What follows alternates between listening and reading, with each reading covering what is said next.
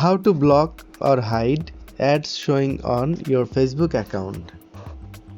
Although you can't opt out of or block seeing ads on Facebook, you can influence the type of ads that you seeing by giving Facebook feedback or hiding ads and advertisers that you don't want to see. To hide an ad, go to the ad.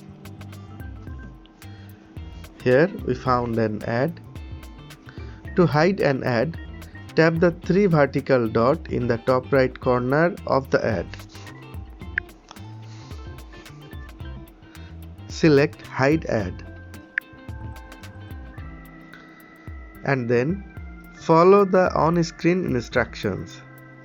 You can select any of these options. I am selecting Repetitive and hide all from this user. Tap on Done.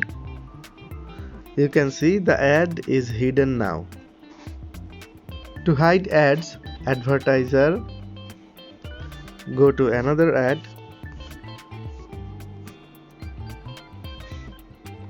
and then tap the three vertical dot in the top right corner of the ad.